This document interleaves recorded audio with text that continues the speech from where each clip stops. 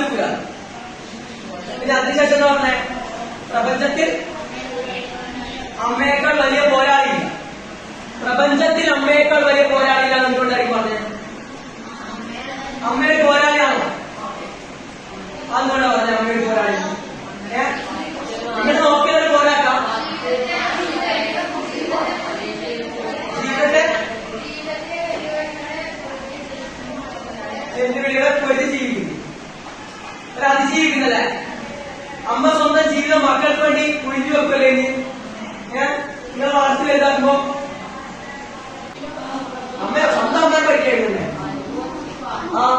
സ്വന്തം അമ്മയെ പറ്റിയല്ലേ? നിങ്ങൾ നിങ്ങളുടെ അമ്മയെ പറ്റി ഒരു അനുഭവം കൊടുക്കും.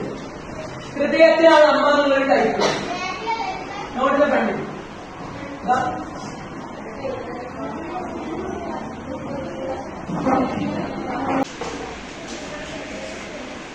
നമുക്ക് വായിക്കാം.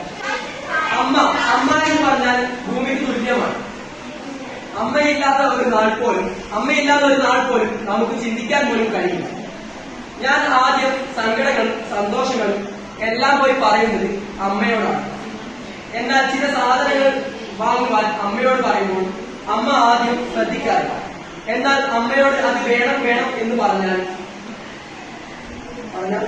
അത് ശ്രദ്ധിക്കാറില്ല. വേണം എന്ന് പറഞ്ഞാൽ അതും ശ്രദ്ധിക്കാറില്ല. അവസാനം പിന്നെ അവിടെ നിന്ന് തിരിച്ചു വരും. എന്നിട്ട് കുറച്ച് ദിവസങ്ങൾ കഴിഞ്ഞ് എന്താണ് ഞാൻ വാങ്ങിച്ചു തരാൻ പറഞ്ഞത് അത് ധാരാളം കൊണ്ടുതരും.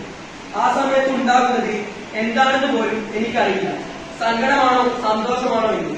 എന്താ പറഞ്ഞ ഇവിടെ ഇതിന്? ഉമ്മ വാങ്ങിച്ചു കൊടുക്കുക എന്ന് പറഞ്ഞാലും പിന്നെ ഒരാഴ്ചയ്ക്ക് അത് വാങ്ങിച്ചു കൊടുക്കും.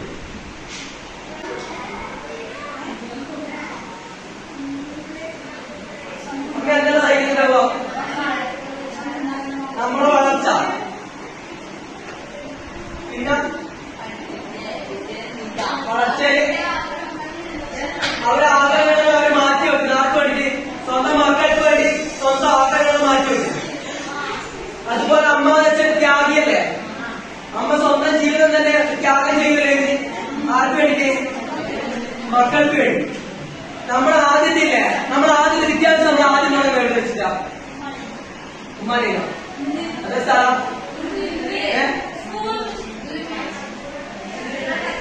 നമ്മുടെ വിദ്യാഭ്യാസത്തിന് തുടക്കമാണ് ചെയ്തത്. നമ്മൾ പഠിക്കാനൊക്കെ പറയുന്നത് അംഗനവാടികൾ പഠിക്കാൻ തുടങ്ങി. നമുക്ക് ഇന്നത് ചെയ്യണം എന്നാണ് പറഞ്ഞത്.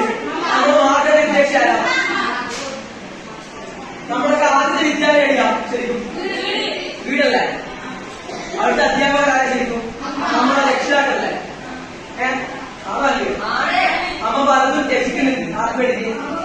മക്കൾക്ക് വേണ്ടി. എന്ന് നമ്മൾ പഠിക്കാൻ പോകുന്ന പാഠത്തെ വരുന്ന ഭൂമിയുടെ സ്വപ്നം. ഭൂമിയുടെ സ്വപ്നം ആരെ എഴുതിയേ?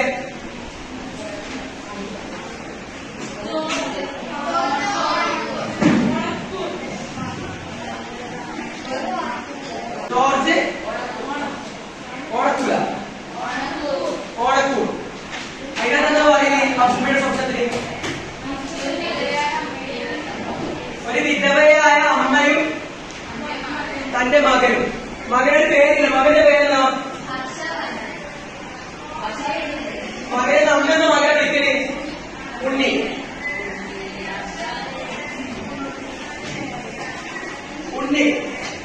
അപ്പൊ അമ്മ എങ്ങനെയാണ് മകനെ വളർത്തി വലുതാക്കിയത്?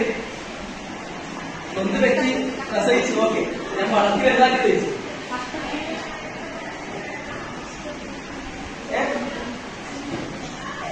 ആരെങ്കിലും വായിച്ചാലേ? വായിച്ചാലേ